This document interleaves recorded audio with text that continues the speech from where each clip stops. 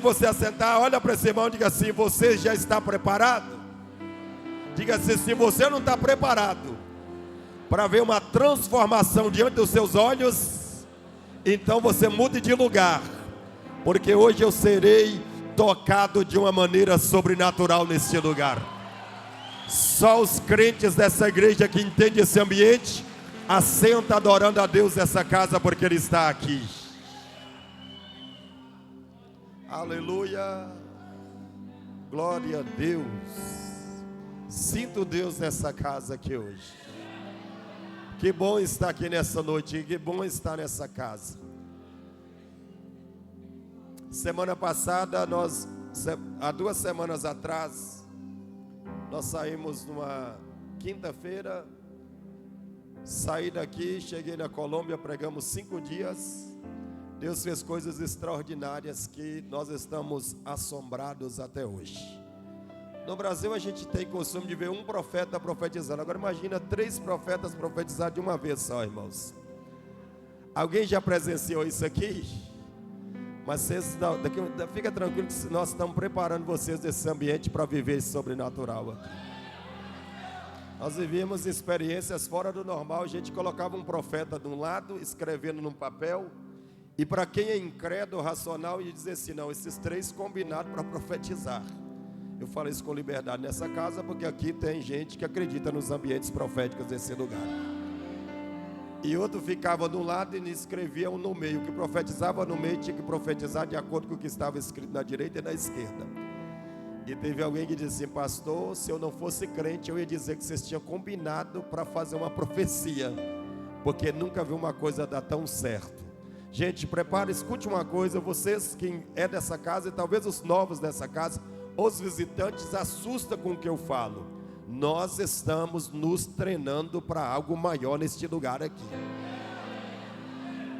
Nós estamos construindo algo aqui poderoso. Está muito alto o teclado aqui. Nós estamos construindo algo poderoso naquilo que Deus vai fazer nos próximos anos neste lugar.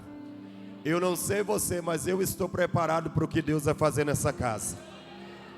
Pastor, mas o senhor repete isso todo o culto? Claro, eu só posso repetir aquilo que eu respiro e creio. Nunca viu a expressão que a boca fala do que aquilo que o coração está cheio? Jesus disse isso. Eu falo daquilo que eu respiro e daquilo que eu acredito. Você não será essa mesma pessoa mais. Ai, pastor, mas eu não entendo. Não precisa entender, você só tem que absorver o ambiente. E Ele está aqui nessa noite aqui. E eu tenho certeza que Ele vai fazer algo sobrenatural. Amém? Toca nessa pessoa e diga assim: fique tranquilo, porque você está na melhor quinta-feira da sua vida. Antes de começarmos a ministrar, nós temos aqui hoje está ali, fica de pé, irmã, fica de pé, senhora, a irmã Noemi, a irmã Noemi, ela é candidata a vereadora, está nos visitando hoje. Tem mais algum candidato no nosso meio? Alguém que seja candidato a vereador, a prefeito, candidato a síndico também, está valendo também hoje? Se tiver no nosso meio aí, não tendo, deixa eu dizer um negócio para você. Nós sempre louvamos a Deus, pode ficar de pé, minha irmã. Nós sempre louvamos a Deus pelas pessoas que se comprometem com a vida pública, com a política e com a vida pública. E a gente sempre acha uma coisa extraordinária quando eles procuram uma igreja, porque nós entendemos que eles entendem, primeiro, que eles não podem fazer nada sem Deus, e segundo, eles entendem que nós não somos um povinho, nós somos uma igreja forte, e que nós não temos expressão espiritual, mas nós temos expressões também como cidadão. E como a igreja mais de Cristo, nós recebemos tanto a nossa irmã Noemi. Qual que é o partido da irmã? União Brasil, né? Ela é do partido da União Brasil. Então, tanto ela que podia ter aqui 10 candidatos, que nós íamos fazer a mesma coisa com ela. Nós, presta atenção, nós da Mais de Cristo não temos nenhum candidato, ok? Presta atenção, nós não temos, mas é dever nós orar tanto para nossa irmã Noemi, ou com qualquer pessoa, seja candidata a vereador, a prefeito, a semideus, a síndico, que estiver aqui no nosso meio, nós oramos por todo igual, e pedindo a Deus para que Deus dê a eles aquilo que o céu entender que ele é, porque a Bíblia diz que toda autoridade é constituída pelo céu. Então nós entendemos dessa forma. Porém, nós da Mais de Cristo não temos nenhum envolvimento e não temos nenhum candidato. Pastor, alguém disse que é candidato da Mais de Cristo, mas de outra, dessa não. Porque, pastor Júnior, nós temos isso muito bem definido. Nós oramos pelas autoridades, mas nós não temos candidato. Pastor, e o que nós fazemos? Vocês orem a Deus e decidam se vocês querem votar em A, B, C, D, D, D, D e assim sucessivamente. Amém? Vamos ficar de pé, nós vamos orar por ela e também por todos. Se tivesse mais, nós oraríamos igual. Mas nós vamos abençoar para que seja uma política limpa na vida dela e de todos os outros que vão estar aí pleiteando essa cadeira aí. E nós continuamos aqui dando glória a Deus. Pai, nós queremos abençoar a vida da nossa irmã Noemi e declarar, Senhor, que aquilo que o céu quiser fazer na vida dela, o Senhor tem a primazia, o Senhor tem o poder sobre isso. O Senhor tem o poder do destino, o poder do futuro, e o Senhor é que levanta, é o Senhor que tira. Por isso nós queremos apresentar a vida da nossa irmã e também dos demais candidatos, mesmo os que estão ausentes desse culto aqui hoje, apresentar aqueles que estão concorrendo também ao cargo, Senhor, de prefeito dessa cidade. Nós declaramos que o Senhor faça segundo a tua vontade, porque nenhuma autoridade é constituída a não ser pelo Senhor. Por isso nós queremos abençoar a vida dela em nome de Jesus e de todos que correm para esse pleito em nome de Jesus. Deus abençoe, pode tomar seu assento por gentileza. Glória a Deus. Seguimos de volta cá, amém? Domingo nós teremos um culto extraordinário. Está animado, meu Deus. Acho que eu vou viajar mais um mês aí, depois eu volto. Domingo nós vamos ter um culto extraordinário. Não está 100% garantido, mas eu vou convencer amanhã numa agenda que eu tenho em São Paulo, mas eu vou convencê-la, a pastora Gabriela. Gabriela, como é que chama? Amanda, cadê a Amanda? Meu Deus, sumiu, foi arrebatada. É isso, ó, varão, sabe até o nome, né? Talvez ela vai estar, ela já tem uma agenda com nós, dia 9 ou dia, uma coisa assim. Mas provavelmente, se nós conseguirmos domingo, ela vai estar pregando para nós. Que é uma mulher de Deus tremenda, Deus usa ela de uma forma extraordinária. Só quem não veio na segunda aqui não entendeu nada, né? Mas quem já veio, até o nosso irmão Juliano, foi impactado e foi uma forma poderosa como Deus usou ela. Amém? 2 Reis, capítulo de número 4. Verso 1 a seguir, por gentileza. 1 Reis, capítulo 4, ou melhor, 2 Reis, capítulo 4, verso 1. Um texto que é bem conhecido, todo mundo conhece. Cós saltitado. Deu certo, é isso aí mesmo, né? Ah, tá bom, né? É isso aí, vocês conhecem, tá ok. Só vou repetir o que vocês conhecem. Está escrito assim: uma das mulheres dos seguidores dos profetas gritou a Eliseu: meu marido, teu servo, morreu, e tu sabes que teu servo temia o Senhor. Agora o credor acaba de chegar para levar os meus 2 filhos para serem escravos. Eliseu perguntou: que farei em teu favor? Diz-me o que tens em casa. E ela disse: tua serva não tem nada em casa a não ser uma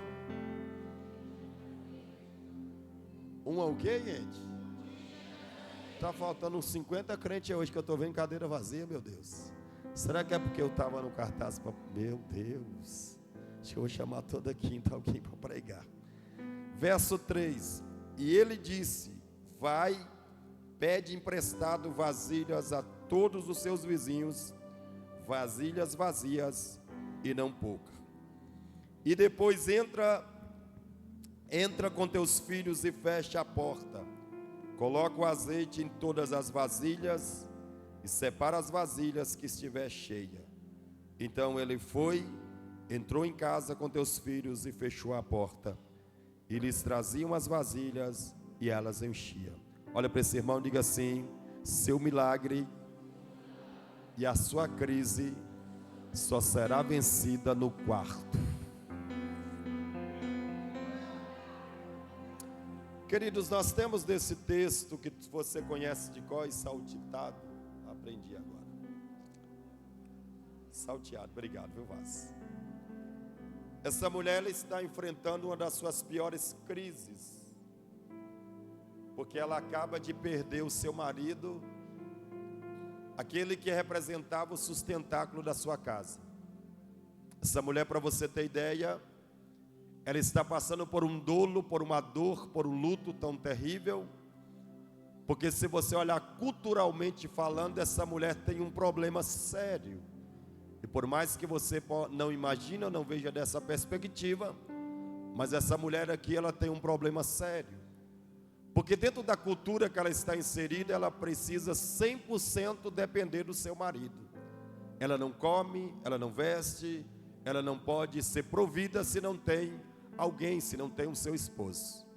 100% essa mulher, ela precisa e necessariamente ela não faz nada sem a presença do seu esposo. De tanto que, para você ter ideia, dentro dessa cultura as mulheres não poderiam nem trabalhar. As mulheres eram simplesmente, elas deveriam ser boas esposas, deveriam ser boas mães, deveriam cuidar do lar e deveriam cuidar das suas casas. Com a ausência do marido, porque a notícia trágica chega, entra para dentro da sua casa e acaba que o luto entrou para dentro da casa dessa mulher. Agora ela está numa crise porque ela passa a ser uma viúva e haja vista que uma viúva, para você ter ideia, ela depende 100% praticamente das migalhas que vai cair da mesa. E talvez você me pergunta, pastor, qual migalhas que cai da mesa? Ela precisa 100% ser cuidado porque a lei a protege na ausência ou na morte do seu marido.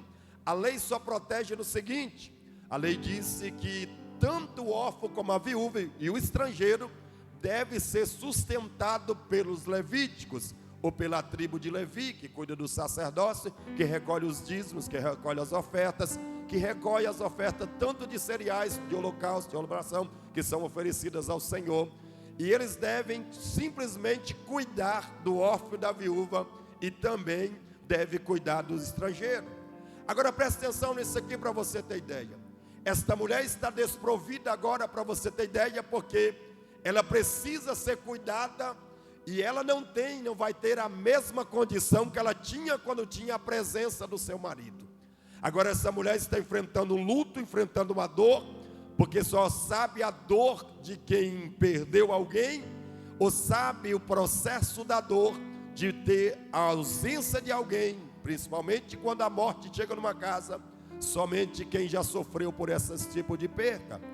Porque não são uma perca, porque se você perde um carro, perde uma casa, se você perde qualquer coisa dessa situação, você trabalha, recupera uma casa.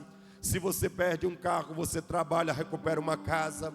Mas recuperar um ente querido que partiu, essa é uma dor que você vai ter que conviver com ela plenamente ou eternamente, até que você encontre que ele na glória não há outro recurso.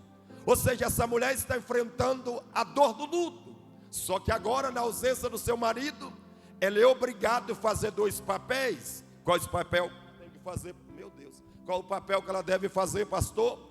Primeiro papel, porque agora ela tem que ser mãe, e depois de ser mãe, ela precisa ser pai dessa casa. Ela tem que enfrentar a dor do luto, e agora tem que tomar a função de ser mãe ao mesmo tempo. E ao mesmo tempo de ser mãe, ela precisa também ser pai, porque os filhos que aqui estão agora precisam de uma referência. Ela não tem agora nenhuma situação, e agora ela precisa ser a mãe que cuida desses filhos, mas também ela precisa ser a figura paterna ao mesmo tempo, de cuidar, proteger e de trazer o sustento para a mesa dos seus filhos agora.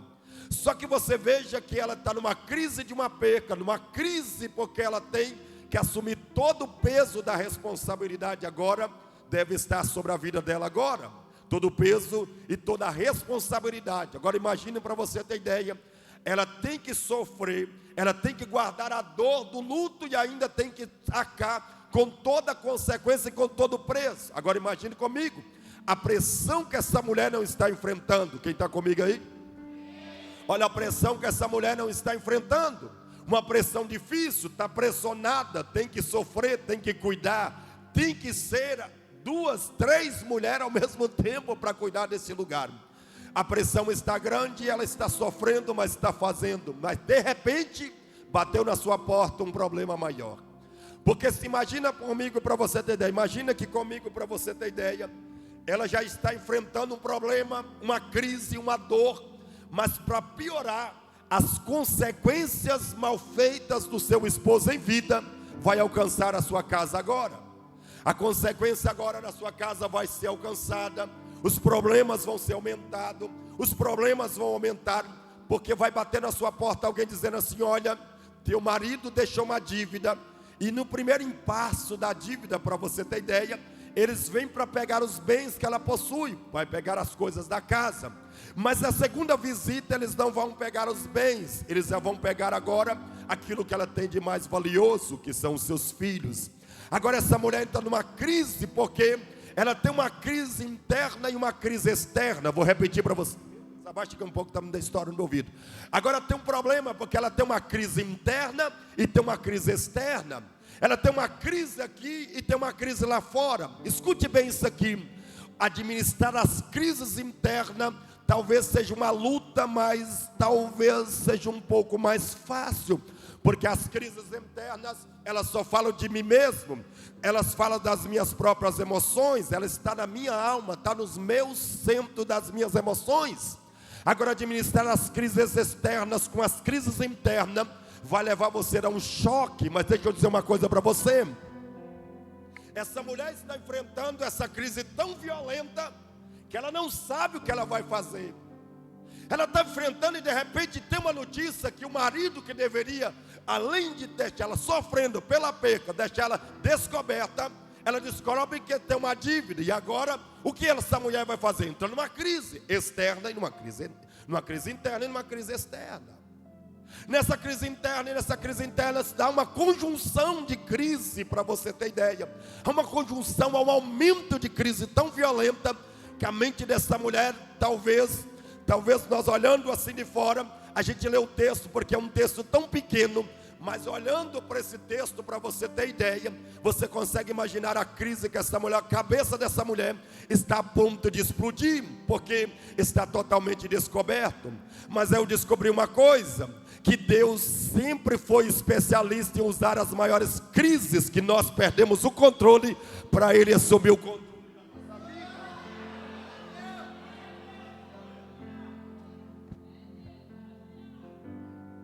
Todas as vezes que há uma crise existencial nos cercando, Deus transforma as crises em oportunidade para que Ele assuma o controle.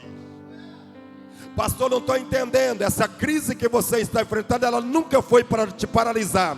Ela foi por Deus permitindo para assumir o controle da sua casa e da sua vida. Pastor, mas essas crises estão me machucando, está doendo, mas não vai te matar, porque toda crise permitida por Deus pode até sair com cicatriz, mas a morte não te toca, porque quem permitiu é poderoso para te sustentar.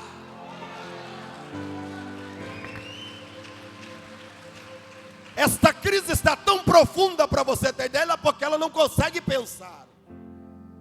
E haja vista, para você ter ideia, que durante as crises nós não pensamos bem.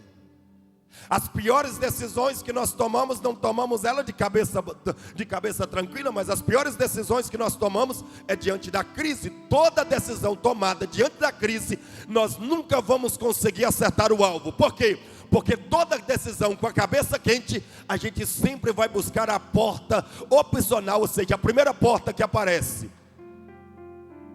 Toda crise vai nos tirar do ambiente da resposta de Deus para a nossa vida. Pastor, como toda crise nos tira do ambiente, a resposta nos tira? Porque diante das crises a gente é capaz até mesmo de chutar a cruz e deixar Jesus e pegar a primeira oportunidade que nos aparece. Diante das crises a gente tem capacidade, se durante a pressão essa mulher poderia falar assim: toma, leva meus filhos, eu já estou doendo, eu estou guardando um luto que já me está custando, eu estou tendo que sustentar uma casa, então se a opção é essa, pode levar os filhos. Tem gente que na crise está abrindo mão daquilo que é mais precioso na sua vida, querido. Se as crises não for bem administradas, para que você entenda o que Deus está fazendo dentro dessa crise, pode ocorrer que você pode perder aquilo que é mais valioso na sua vida. Posso dizer uma verdade? Tem gente abrindo mão daquilo que é valioso só por um segundo de paz. Tem gente abrindo mão de coisas que são eternas da sua vida, que Deus deu para você, e você está abrindo mão só por um momento de paz. Aprenda uma coisa, Jesus disse na sua palavra, está escrito, Ele disse assim: eis que vos dou a minha paz, e não o lá dou como o mundo a dá. Sabe o que Jesus está dizendo, Neuci? Sabe o que Jesus está dizendo, Juliana? Sabe o que Jesus está dizendo? Sabe o que Ele está dizendo, Fábio? Sabe o que Ele está dizendo, Rachel? Sabe o que Ele está dizendo, Vitor? Sabe o que Ele está dizendo, pastor Aero? A minha paz, Kaique, ela tem capacidade de você passar pelo deserto e enfrentar toda a situação de uma crise, mas aqui não pode te afetar os seus problemas externos. Isso que Ele está dizendo: eu deixo a minha paz, mas não te tiro do problema. Eu deixo a minha paz, mas você vai para a arena, Pedro. Mas eu deixo a minha paz. Sabe o que Ele está dizendo? Eu deixo a minha paz, porque diante da crise, a minha paz vai te dar um raciocínio tão perfeito, que você vai olhar para as adversidades e vai perceber, pastor Raquel, que elas são temporais e que elas não são permanentes. Por isso eu vim profetizar que diante da crise, a paz de Cristo vai fazer você não abrir mão daquilo que é valioso para você. Toca nessa pessoa e diga assim: não abra mão daquilo que tem valor. Diga mais forte: não abra mão daquilo que tem valor. Porque abrir mão daquilo que tem valor, você vai colocar preço. E tudo aquilo, José, que eu coloco preço, perdeu o valor. Quando eu dou preço para aquilo que Deus me deu, que é de valor, eu começo a dizer que isso perdeu a sua valorização. E aí? Não coloque preço naquilo que Deus te deu como valor. Aquilo que tem valor não tem preço. Então entenda que para essa mulher sair dessa crise era mais fácil entregar os filhos. Mas ela diz assim: diante da crise eu prefiro defender o que é meu. Eu sei que existe um problema, mas eu prefiro não abrir mão daquilo que Deus me deu. Deixa eu dizer uma coisa para você: não abra mão dos teus sonhos por ninguém. Não abra mão do teu projeto por ninguém. Não abra mão do teu... vou repetir, meu Deus. Não abra mão do teu ministério por ninguém. Não abra mão da tua chamada por ninguém. Não abra mão do propósito de Deus por ninguém. Pastor, por quê? Porque o que tem valor não tem preço. E o que Deus te deu, Ele é poderoso para sustentar. Você vai sair dessa crise. Eu profetizo nessa noite. Se é para Ele, faz melhor do que isso. Se é para Ele, misture isso com glória a Deus, que fica melhor.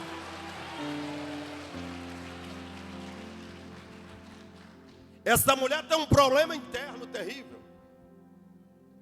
Só que, quando nós olhamos para esse texto, qual que é a primeira impressão que vem na nossa cabeça, irmã Sandra? A primeira impressão, pastora Daniela, a primeira impressão, Ezequiel, que vem na nossa cabeça é que essa mulher tem um problema de uma dívida. Esse é o primeiro pensamento. Poxa, o marido morreu e deixou ela endividada. Não é a primeira coisa que vem na nossa cabeça, Zé? Não é a primeira cabeça, Luciano, não é a primeira coisa que vem na nossa cabeça. Mas quando eu olho para esse texto, eu não estou vendo o problema da dívida. Diga por quê? Porque quando eu olho para aqui, eu estou vendo um ajuste de Deus e não uma crise.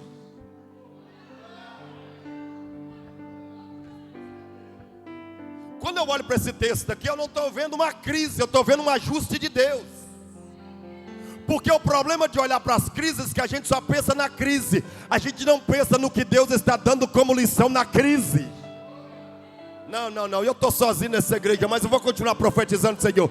O seu problema é que você está olhando para a dívida, para o problema, para a dificuldade. Mas aqui Deus está ajustando o que precisa ser ajustado, para que a sua casa se torne uma fonte de milagre e um lugar de visitação de Deus.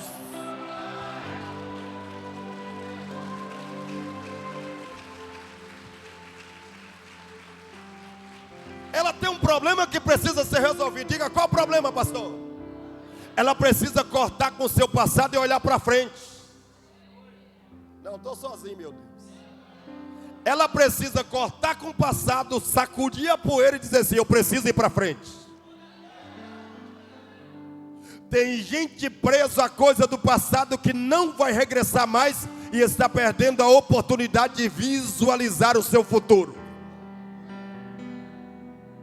Sabe qual é o nosso pior problema? É carregar bagagens que não existem mais, ou que só existem na nossa cabeça, e tentar trazê-las para um presente que Deus não te autorizou, buscar o que Deus já deixou. Ei, o que Deus colocou para trás fica lá, é daqui para frente. Paulo disse: olhando para as coisas que para trás fica, eu prossigo para o meu alvo, para o meu foco, para lá na frente. Para onde? Para o prêmio da soberania que é Cristo. Deixa eu dizer uma coisa: o que passou, passou. Deus me trouxe aqui nessa noite para te dizer: hoje Deus dá um start na tua vida. Ele está te empurrando para uma nova temporada.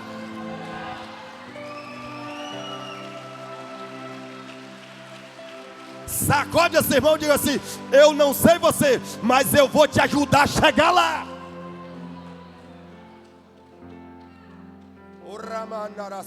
Eu estou sentindo Deus nessa casa aqui. Ela tem um problema com o seu pastor, mas com um problema com o seu passado, tem um problema com... ela está guardando o luto de quem foi, irmãos. Pastor, o senhor está dizendo que ela não deve guardar o luto? Gente, o luto acabou. Ela pode sentir a dor? Pode, mas passou ou já passou. Agora existe um problema para resolver que não pode ser resolvido com uma dor presa a um passado. Não tem como concentrar no futuro pego às situações do passado. Não tem como você entrar no novo de Deus se você não corta com esse passado. Pastor, mas ela tem uma dor. Aí Deus está dizendo assim: já que você está sofrendo, está cuidando da casa, ok, mas deixa eu permitir um problema externo para bater na sua porta, para sacudir você aí dentro, para ver se você sai da sua zona de conforto e vai para o ambiente que eu quero promover milagre na sua vida.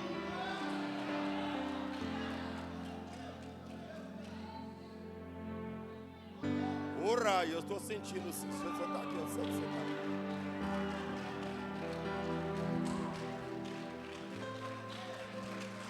Pastor, eu não consigo avançar. Claro, você precisa cortar essa bagagem. Gente, quem vive no passado é museu. Toda vez que eu vou em Paris, eu gosto de ir no Louvre. E toda vez que eu entro no Louvre, quando eu estou descendo aquela escada e caminho mais ou menos uns 5 quilômetros, porque ela é grande, a primeira coisa que eu vejo na minha frente, Patrick, é o quê? Mona Lisa. E eu, toda vez que eu vou lá, eu fico pensando até hoje, como é que o povo acha aquela Mona Lisa bonita, gente. A mulher fica a vida inteira assim, ó. Está usando uma roupa do século passado ainda. Quem gosta de passado é museu, gente. Você não pode avançar para a sua próxima temporada querendo ficar na temporada antiga. Você não pode avançar para o seu futuro. Ai, pastor, Deus me prometeu. Prometeu uma coisa. Prometer sem ação é a mesma coisa de nada. Só vai ser uma promessa. Deus diz a Israel: levanta, marcha, porque a terra que eu jurei aos seus pais, Abraão, Isaac e Jacó, eu pus diante dos seus olhos. É de vocês. Pastor, como conquista? É deixando o passado e caminhando para frente. Eu vim profetizar para alguém: Deus vai cortar com o teu passado aqui hoje. Deus vai cortar com... vou profetizar assim. Eu vim profetizar para 1, para 2, para 3, para 4. Eu vim declarar nessa igreja: Deus está te empurrando. Abriu-se um portal nessa noite aqui, e Ele está te enviando para o seu futuro.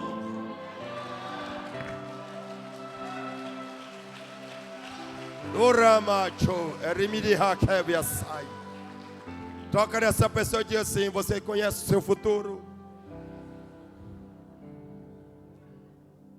Sabe quantas pessoas Guilherme e Paulo têm capacidade, Jaque, de responder essa pergunta? Menos de 0,001%. Um dia eu estava andando e tinha aquele para-choque, aquele negócio do para-choque do caminhão, Carlos, eu achei bonito. Estava lá Rodolfino escrito assim: eu vi o meu futuro, gostei, e eu já estou lá. Aí Deus falou assim comigo assim, conserta a frase. Eu disse, como, Senhor, conserta a frase? Porque você viu o seu futuro, você já está no seu futuro, e seu futuro não está lá, seu futuro é agora.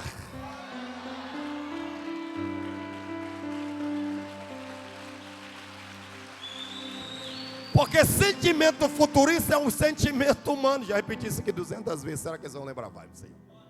Os que anotam lembram. Sentimento futurista é um sentimento humano. Eu estou pensando no amanhã, vou fazer, vou estudar, vou comprar, vou vender. Mas Deus já está no seu futuro. Passado, presente e futuro para Deus é a mesma coisa. Pastor, por que eu não estou no meu futuro? Porque você não deslumbrou ele ainda. E pastor, como é que eu vejo meu futuro? Deixando o passado. Porque a única coisa que te impede de você avançar no seu futuro é o seu passado. Pastor, não é o meu presente? Presente se decide. Futuro se chega e passado se corta. Eu vim dizer para você, deixa o seu passado, que passou, passou, meu filho. Sabe por que tem mentes milionárias nessa igreja e está trabalhando, limpando o chão? Sabe por que eu tenho empresários que estão me escutando aqui e você está levantando 5 horas da manhã, pegando um trânsito de 2 horas? Sabe por que você está aí? Só porque de uma má experiência no passado, porque o negócio não deu errado, ou porque um sócio te roubou, porque você não orou a Deus. Aí você está dizendo assim, eu vou viver escravo a vida inteira de um salário mínimo, e eu nunca vou ter meu negócio porque eu já tive uma crise. Eu estou profetizando nessa noite, Deus vai cortar com o teu passado. Eu estou profetizando com os próximos, já apareceu 2 aqui.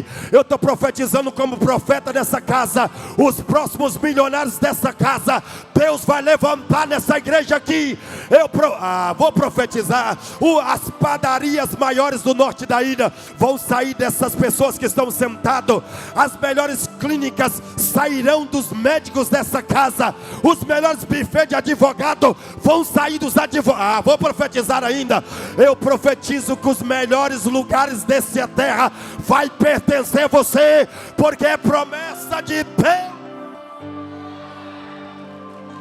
E se você não crê, eu pego tudo para mim.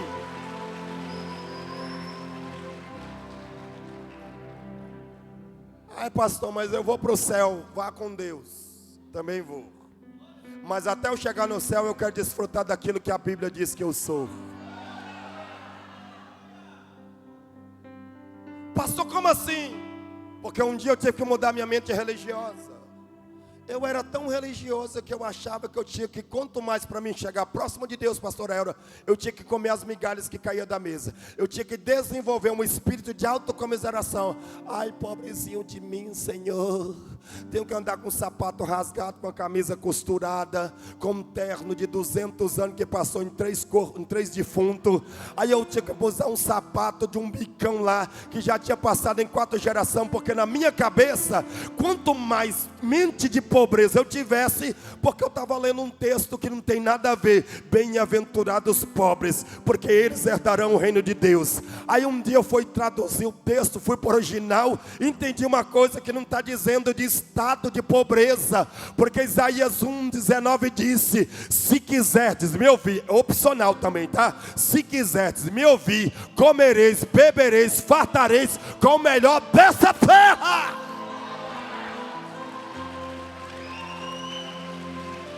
Ai, pastor, porque eu sou anjo, pastor. Aí eu pensava que eu era anjo, irmã Noemi, eu pensava que eu era anjo. Porque quando se prega que Deus vai levantar os maiores milionários, os anjos ficam tudo armados aqui. Pastor, o que é os anjos? Os anjos é que diz assim, prega só mensagem de coach. Imagina que eu pego Bíblia nessa igreja e ainda diz que eu sou coach, né?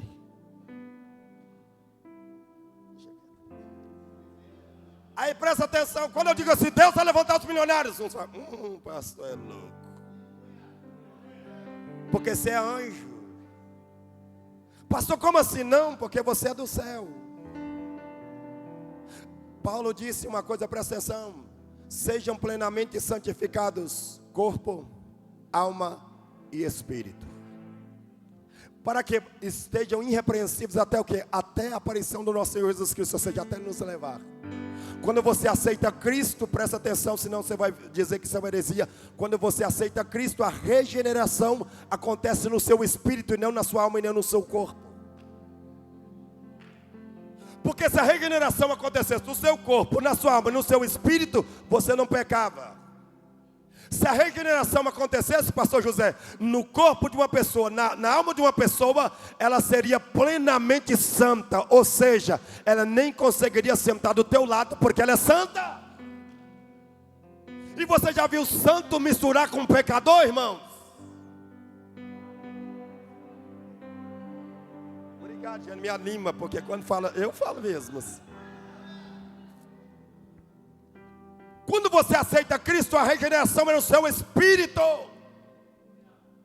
Aí Paulo escreveu aos Gálatas capítulo 5, que é uma constante luta entre o espírito e a alma, entre o espírito e a carne. Por quê? Porque a alma é o centro das emoções do homem. Se a alma não for santificada, não for alimentada pela palavra, pelo jejum, pela oração, o seu espírito se torna fraco. É por isso que você deve fazer devocional, você deve orar, porque quanto mais você alimentar as suas emoções de coisa boa, a sua carne vai ser mortificada e seu espírito estará pronto para receber a graça e o poder de Deus. Só que nessa natureza eu preciso comer e beber. Imagina que eu estou dentro dos 7 anos na igreja ouvindo a mesma mensagem. Breve Jesus voltará, breve Jesus vai arrebatar. E mais do que eu nunca, eu estou consciente que se Jesus voltar aqui agora, o meu espírito está preparado para encontrar com Ele nos ar. Eu tenho plena, nesse exato momento aqui, eu tenho plena convicção de se a trombeta tocar, eu vou escutar Osvaldo, a trombeta tocando aqui agora. Eu não sei eu não sei você, mas eu estou preparado. Quem está comigo aí para ouvir? Porque Paulo diz que os que esperam nessa terra, em Cristo, somente para essa vida, são os mais miseráveis. Como eu só desfruto da terra, mas estou com a minha mente no céu, eu vou entender que até que Ele venha, o melhor dessa terra eu vou desfrutar dela. Aí quando eu falo de prosperidade, por exemplo, eu sou coach. Por quê? Porque você é anjo, você não come, você não bebe, você não dirige, você mora de aluguel, não quer ter sua casa. Mas eu vou continuar profetizando porque eu sou profeta nessa casa. Você gostando de mim ou não gostando, enquanto eu estiver nesse altar, a unção que Deus me deu, eu vou continuar profetizando. Deus vai levantar milionários, Deus vai levantar empresários, Deus vai levantar homens do reino nessa casa. Reba, chaque, oh, meu.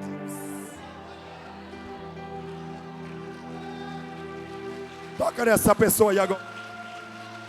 Toca nessa pessoa e diga assim: eu não sei você, mas amanhã eu vou pagar muita picanha porque eu sou milionário já.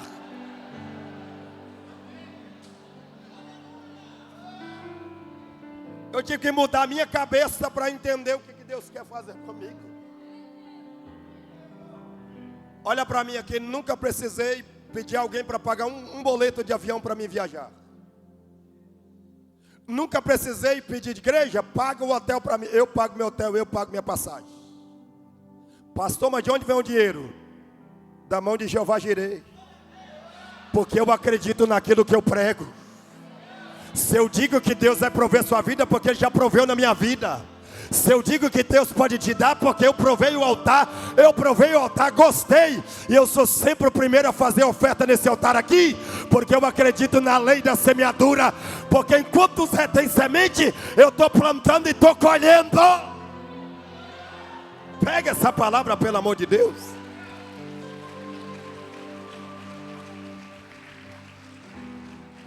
Se eu te contasse os 80% desse telão, já colhi ele 10 vezes na minha vida, irmãos. E garanto que os que estão ajudando a pagar os outros 20% está desfrutando do favor de Deus nessa casa aqui.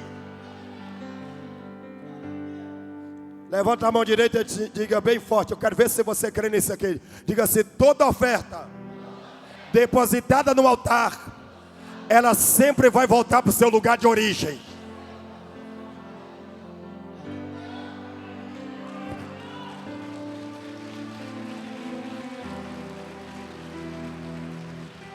tudo que eu ponho no altar volta para mim, porque toda oferta volta para o seu lugar de origem, Júnior. Eu nunca perco a oportunidade de fazer aquilo que Deus me chamou para fazer. E quando eu encontro a oportunidade de semear, eu já semeio já imaginando, já estou vendo a minha colheita antecipada. Porque eu vi o meu futuro, gostei, e eu já estou no meu futuro já. Tem alguém aí ou eu estou sozinho agora? Olha para quem está ao seu lado e diga assim: você ainda não é anjo. Então você precisa vestir as melhores roupas. Diga, profetiza para ele. Você precisa vestir a melhor roupa, ter o melhor carro, ter a melhor empresa, ter o melhor dessa terra, e estar plenamente abundante, abençoado, até que ele venha.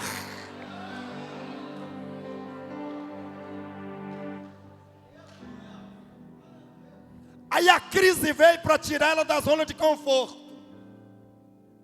Porque onde tem dívida, é Deus ajustando. Sabe qual é o seu problema? Você está dando muito ouvido à crise e esquecendo o momento de analisar o que Deus está ajustando na sua vida. Tem crise que já te melhorou há muito tempo e você está aí preso nela ainda. Posso dizer uma verdade? Olha para o teu casamento e olha para o teu casamento um ano atrás. Olha para a sua vida espiritual um ano atrás e olha você agora. Você está se alimentando de crise que nem existe mais, porque Deus só permitiu para ajustar você, ajustar sua casa, ajustar sua família. Eu vim dizer para você: Deus está cortando com o passado, Deus está cortando com essa bagagem hoje. Quem me dá mais 5 minutos aí, diga glória a Deus. Agora quem me dá só 10? 10, 15, dá para ir até meia-noite. A crise ajusta ela, porque a crise fez ela entrar em razão. Porque quando ela viu que ela está pressionada, ela falou: opa, peraí, o credor bateu. Aí ela volta em si. E ela começou a raciocinar, falou: opa, já perdi meu esposo, não tem como recuperar. Já tenho que assumir um papel de mãe e pai na casa e cuidar de 2 filhos ainda. E agora ainda tem uma dívida que ele deixou. Eu preciso assumir meu papel, me reencontrar no meio da minha crise. Obrigado para quem deu aleluia. Olha para esse irmão e ainda que ele não goste, diga assim: toda crise vai fazer você se reencontrar consigo mesmo. Porque ela acaba de se reencontrar com ela mesma. Opa, eu preciso tomar um posicionamento aqui. Se eu não tomar um posicionamento, eu vou perder o que é valioso. Meu marido, deixa eu voltar aqui. Eu preciso tomar uma atitude de sair de casa e parar de chorar por quem já foi, porque eu não tenho como recuperar. Mas o que está vivo aqui, eu tenho que defender. Então eu vou no único lugar onde eu posso encontrar resposta para as minhas crises.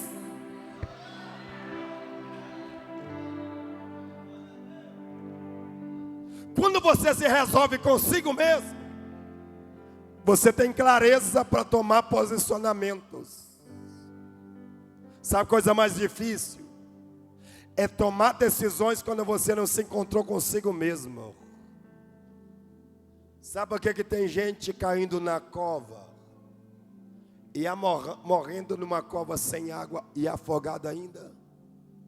Porque não se encontrou consigo mais. Posso dizer uma coisa? Tem gente chorando por quem já foi. Tem gente chorando por pessoas que Deus arrancou da sua vida.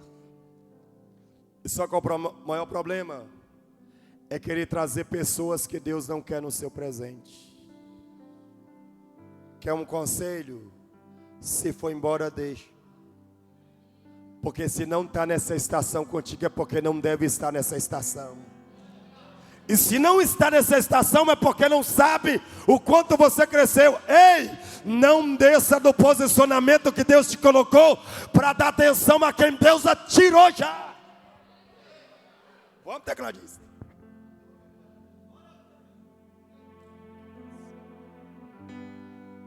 Dá um toque nesse irmão e fala assim: Para de ficar olhando para o zap. Se não apareceu a fotinha, foi Deus que bloqueou. Ai, ai, ai. Você sabia que tem gente que bloqueou você, que ela nem sabe que te bloqueou, Juliana? Aí você está, meu Deus, fulano me bloqueou, Senhor. Ela não gosta de mim. Senhor, Senhor, e agora, meu Deus? Para com isso. Se não está do teu lado é porque Deus não quis. Deus quer te levar para nível maior. E Deus quer tirar essa bagagem, meu filho. Não arraste nessa estação quem Deus não permitiu subir na estação que você está.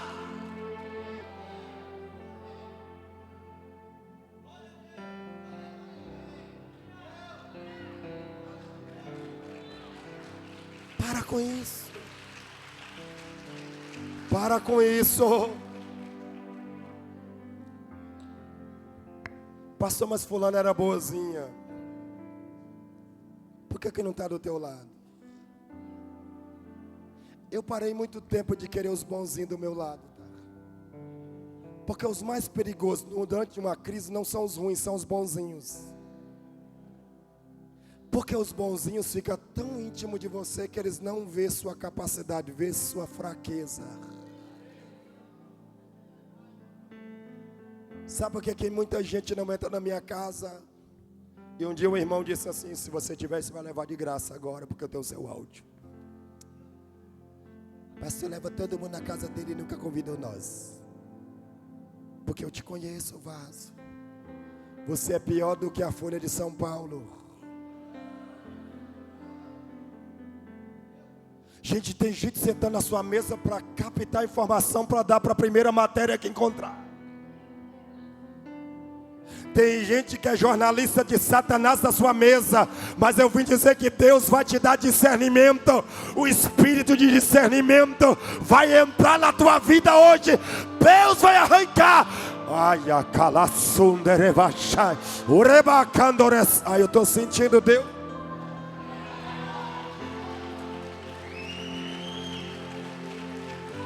Deixa essa mensagem que é para outro domingo. Já encerro para a gente orar, porque eu estou cansado ainda. Eu estou tão cansado que eu queria que a senhora ficasse de pé, por gentileza. A senhora é feia a cara, mas a voz é profética. Pode fazer assim com as mãos. Deus lhe trouxe aqui para mudar a sua estação de lugar hoje. Enquanto você disse: Deus, fala comigo, os céus escreveu todo o desejo do seu coração nesse instante aqui.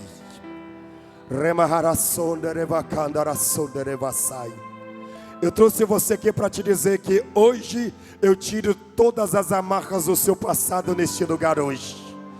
O que estava te prendendo a não avançar para o seu futuro, eu estou cortando aqui hoje. Todas as suas frustrações e decepções, eu estou abrindo a sua mente para um futuro glorioso. Prepara, porque até o que você perdeu em 2021, eu vou restituir 7 vezes na tua vida. Assim diz o Senhor para ti nessa.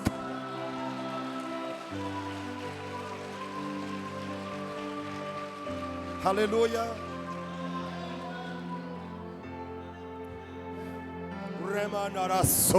Ai, ai, ai. Deus vai curar pessoas nesse lugar aqui.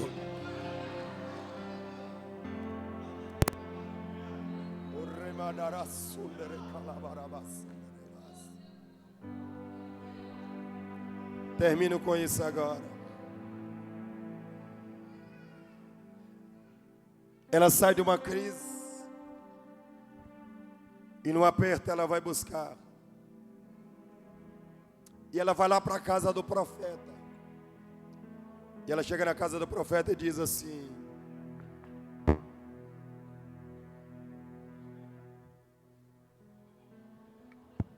glória a Deus, voltou. Acho que ela bateu mais forte, né? Na crise você é mais desesperado, né? Ela chega na casa do profeta e diz assim. E ela não chega lá dizendo assim: profeta, eu vim pedir uma ajuda. Ela chega assim: eu estou consciente da minha crise. Sabe qual é o problema? Que a gente quer mascarar muitas coisas com Deus. E a gente quer inventar muitos protocolos para pedir coisas para Deus.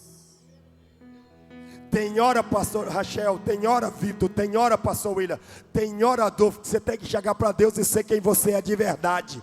E dizer: Senhor, há uma crise dentro de casa, mas eu preciso lembrar que existe uma promessa sobre a minha casa. Obrigado, porque você, Juliano, você me empolga a pregar, meu filho. Anima aí, Vaz. Isso aí. Tem hora que você precisa lembrar o céu. Aí você fala assim: pastor, mas o senhor está dizendo que nós precisamos lembrar o céu. Deus não tem amnésia. Mas todo pai gosta que o filho lembre das promessas que o pai fez. Pastor, não estou entendendo. Eu estou dizendo para você quebrar esse protocolo religioso que te ensinou.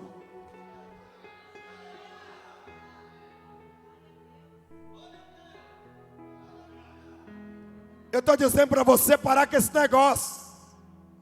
Porque já prestou atenção que a oração é a mesma? Senhor nosso Deus e nosso Pai, venho diante de Ti, diante da Sua presença agora. Já prestou atenção que você vai pedir alguma coisa para Deus? Você vai para um lado e para o outro e faz assim: Senhor Deus, em nome de Jesus, Pai, eu sou um pobre, miserável, desgraçado, pobre. Porque é isso que a religião te ensinou, meu filho. Te ensinou a ter protocolo para falar com Deus. Deus não precisa de protocolo. A Bíblia diz: o céu é a tua habitação. Vou repetir desse lado, esse lado que me desanimou. O céu é a tua habitação, e os teus cabelos dos teus pés caminham sobre a terra. E Ele está,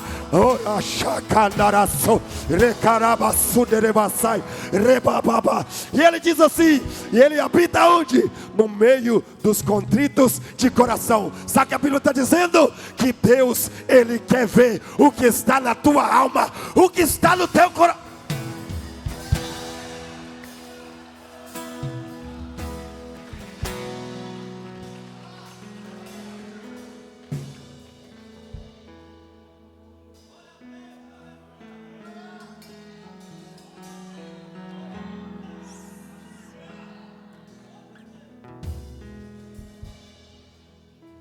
Pastor, mas como é que fala com Deus? A verdade. Pastor, como fala com Deus? Lembrando Ele que Ele tem uma promessa sobre a sua vida. Pastor, mas isso não é colocar Deus contra a parede? Não. Isso é alegrar o coração de Deus e dizer assim: Ele não esqueceu de mim. Ele não se esqueceu da minha palavra. Ele, meu Deus!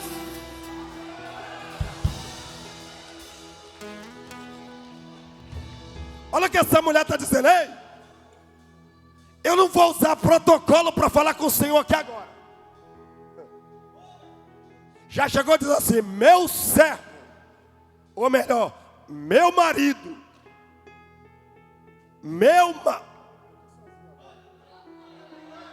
perdi até a empolgação de pregar, meu Deus. E olha quando ainda tem mais 15 minutos ainda.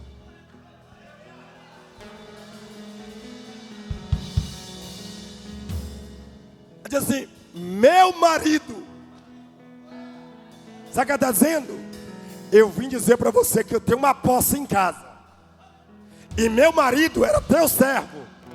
Se ele era teu servo, ele estava num ambiente profético que não tinha portas fechadas. E eu só vim te lembrar uma coisa. Que hoje meu marido morreu. Ele morreu e eu não tenho como resolver o problema. Em outras palavras, eu estou transferindo para o Senhor que a minha casa é a sua responsabilidade.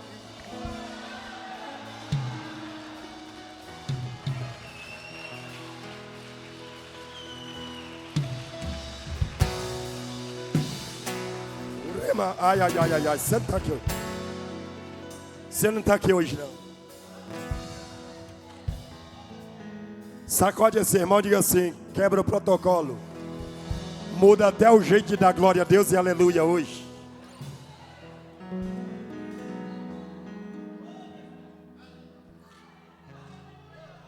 Até a língua estranha você está falando a mesma há 20 anos, irmãos. Porque a gente está cheio de protocolo para falar com Deus. Pastor, só posso falar com Deus se eu estiver bem vestido. Pastor, eu só posso falar com Deus se eu estiver de roupão.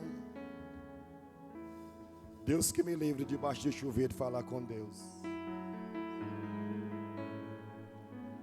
Bata assim nessa cabeça, vai assim: religiosidade, arranca os protocolos hoje, porque hoje eu vou ser de verdade em Deus aqui hoje.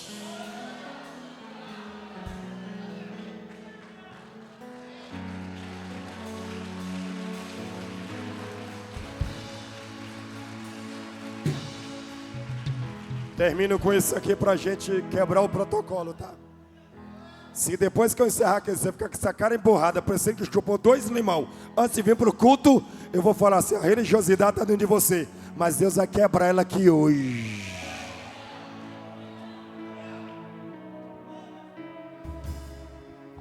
Meu marido, teu servo, morreu. E tu sabes que ele temia o Senhor. E agora o credor veio para levar meus 2 filhos para serem escravos. Sabe o que o diabo quer fazer? Pegar aquilo que tem valor e escravizar para ter preço. Obrigado pela empolgação, tá? Sabe o que o diabo quer fazer? Vou descer logo essa hora que está desanimado mesmo. Às vezes os pastores aqui me animam mais. Sabe o que o diabo está fazendo? Está pegando aquilo que tem valor e transformando em escravo. Pastor, como assim? Porque o que é escravo não tem valor, tem preço. Mas eu vim dizer: Deus não vai permitir que nada seja roubado da tua vida. Que nada seja. Se você crê nessa palavra, faz alguma coisa aí, pelo amor de Deus. Reage, religioso. Agora escute, fica de pé.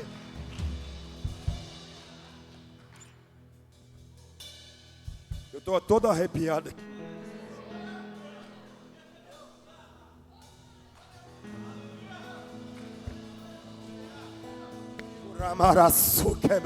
Deus está visitando alguém aqui nessa noite.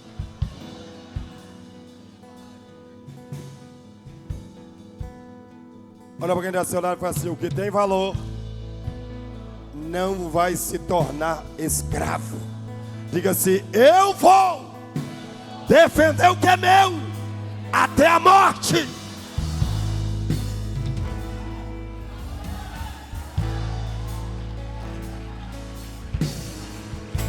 Faz o seguinte então: declara-me o que tu tens em casa. Gente, olha para cá, olha para cá. Declara-me o que tens, o quê? Você prestou atenção que Deus, no começo do texto até o final, tudo remete para a casa dela? Olha para quem está do seu lado e diga assim: porque o bem mais valioso que você tem não está fora, está dentro.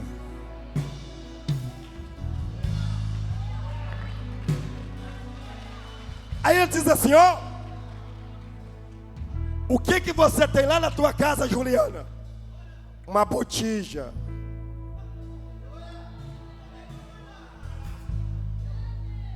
Gente, o que ela tem na casa? Ela não disse que tinha azeite, só disse que tinha uma botija. Sabe qual é o seu problema? Você não consegue ver milagres nas pequenas coisas, porque você está acostumado com os holofotes. Tem milagres que você está buscando, que ele está na palma das suas mãos, e você buscando em outro lugar. Posso profetizar para alguém que hoje as chaves que você precisa, elas nunca saíram das suas mãos. Cerrei agora. Sendo a glória a Deus, eu vou te dar uma microfonada. Olha pra cá. Vamos ver se o nível da religiosidade saiu agora. E se o protocolo foi quebrado hoje. Remedi cararação de levas.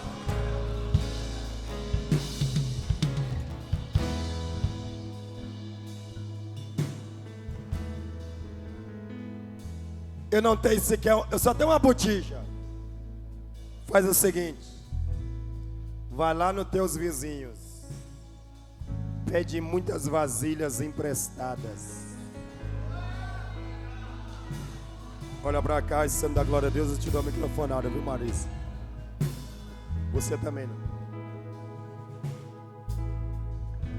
A gente pensa que essa mulher tem um bom relacionamento com os vizinhos.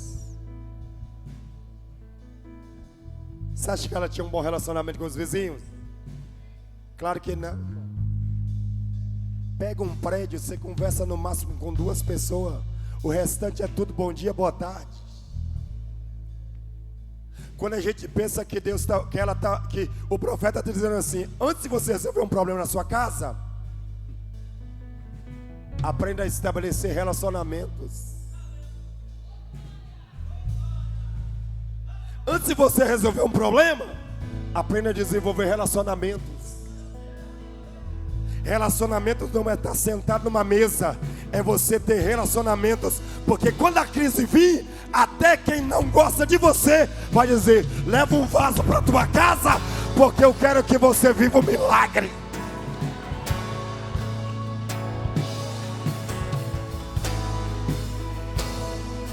Como eu queria ter 10 horas para pregar isso, Senhor.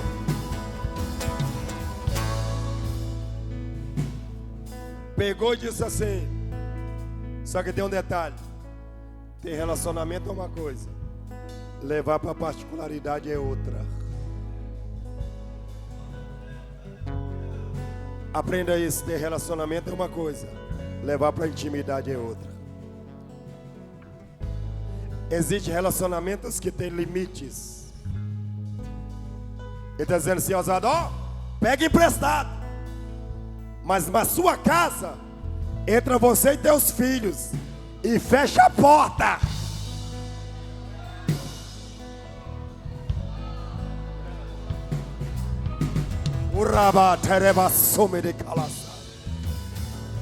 Levanta essa mão que eu quero ser profeta para 2 agora. Sabe o que Deus está dizendo nessa casa aqui hoje? Existem milagres que as pessoas vão ver, mas nunca saberá qual foi a fonte dos seus milagres. Pastor, não está entendendo? Tem milagres acontecendo aqui agora, que as pessoas verão o resultado, mas não verão a fonte dos seus milagres.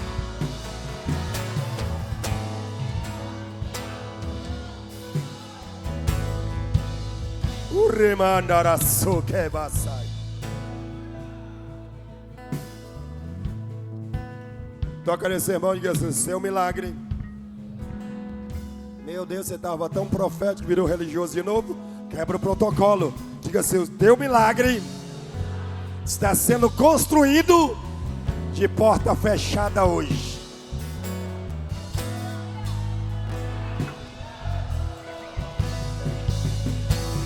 Não, você não pegou, não.